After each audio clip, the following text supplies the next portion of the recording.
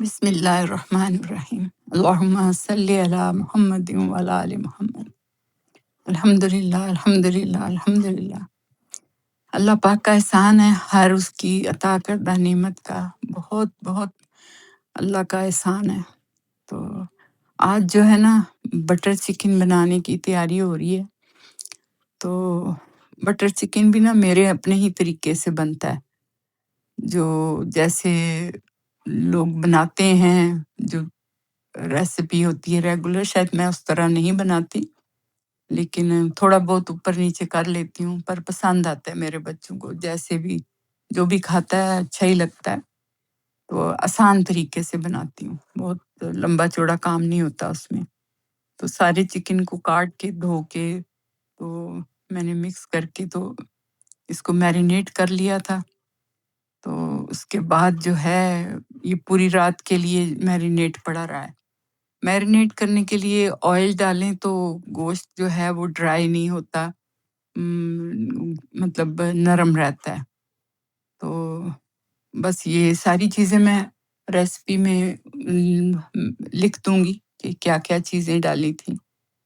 تو ایک یہ ہے کہ لانگ پیپر یا پپلی مگ بھی بولتے ہیں، تو وہ تھوڑا سا ضرور گوشت میں، چکن میں، اگر ہو سکے تو سبزی میں بھی ڈال کے کھانا چاہیے، اس کے بڑے فائدے ہیں، معدے کے لیے اچھا ہوتا ہے۔ ہم لوگ پھکی میں ڈال کے استعمال کیا کرتے تھے، تو میں اب یہ کباب وغیرہ گوشت کا کچھ بھی سالن بناؤں تو اس میں ضرور ڈالتی ہوں، اس کا پاؤڈر رکھا ہوا ہے۔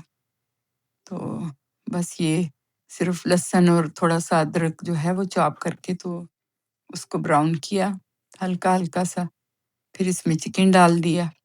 تو میں نے اس میں چکن میرینیٹ تو کر لیا تھا پہلے سے، لیکن بٹر چکن کا جو نیشنل کمپنی کا مسالہ ہے، میں وہ ایک پیکٹ یوز کیا تھا۔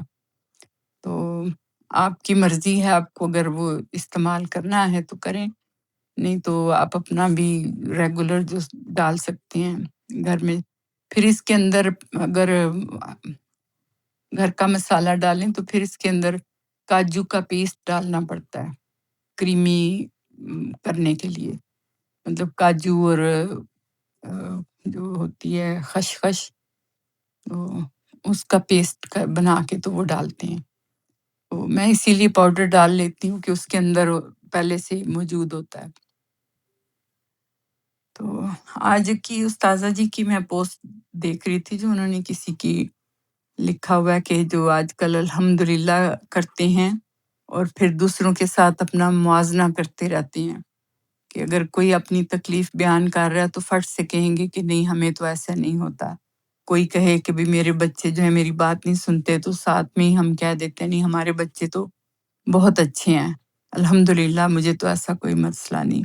بڑی پتے کی بات جو ہے وہ پڑھنے کو ملی کہ ہم دوسرا کوئی بات کر رہا ہوتا ہے تو فوراً اپنا مقابلہ کرنے لگ جاتے ہیں، یا تو تکلیف اس سے بھی زیادہ تکلیف بیان کرتے ہیں، تو یا کوئی بیماری بتائے اپنی تو فوراً ہم کہیں گے کہ ہمیں تو یہ پہلے سے ہی ہو رہا ہے، مجھے ہوئی، فلانے کو ہوئی، فلانے کو ہوئی، اس طرح بات۔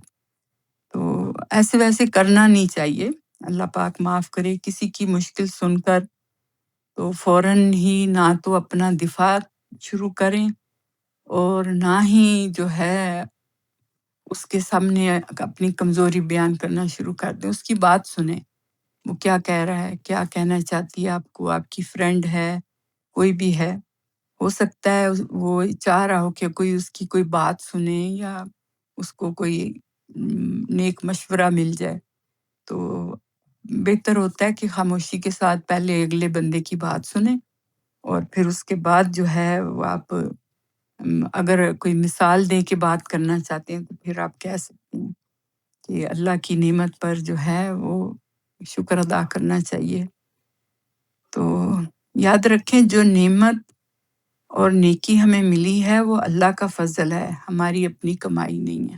اس میں واقعی کوئی شک نہیں کہ اللہ پاک چاہے تو کسی کو ہدایت دیتا ہے، اور جو دیتا بھی اس کو جو چاہتا ہے اس کو ہدایت ملے۔